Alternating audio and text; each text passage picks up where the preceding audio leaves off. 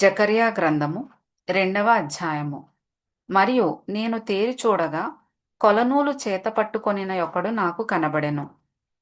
నీవెక్కడికి పోవుచున్నావని నేనతనిని అడుగగా, అతడు యెరూషలేము యొక్క వెడల్పును పొడుగును ఎంతైనది కొలిచి చూడబోవుచున్నానెను.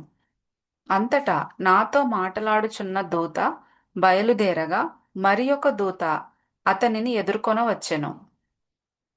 రెండవ దూత పరుగెత్తిపోయి యెరూషలేములో మనుష్యులను పశువులను విస్తారమైనందున అది ప్రాకారములు లేని మైదానముగా ఉండునని ఈ యవ్వనునికి తెలియజేయమని మొదటి దూతకు ఆజ్ఞ ఇచ్చెను.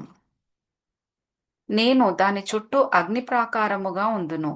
నేను దాని మధ్యను నివాసినై మహిమకు కారణముగా ఉందును. ఇదే యెహోవా వాక్కు. ఉత్తర దేశములో ఉన్నవారలారా, తప్పించుకొని రండి.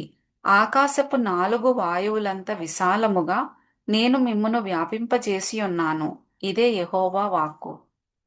బబులోను దేశములో నివాసివగు సియోను, అచ్చట నుండి తప్పించుకొని పొమ్ము.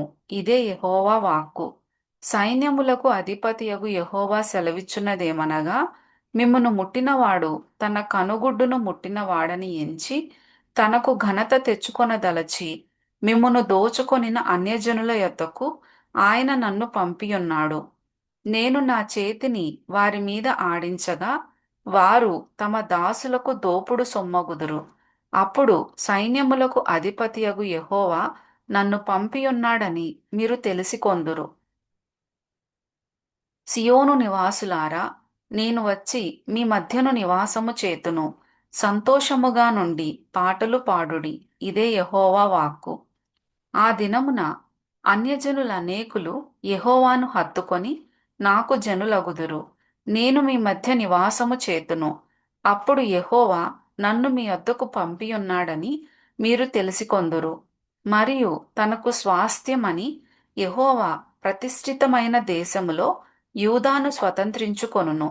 యెరూషలేమును ఆయన ఇకను కోరుకొనును.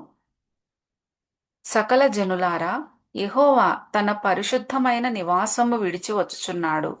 ఆయన సన్నిధిని మౌనులై ఉండుడి.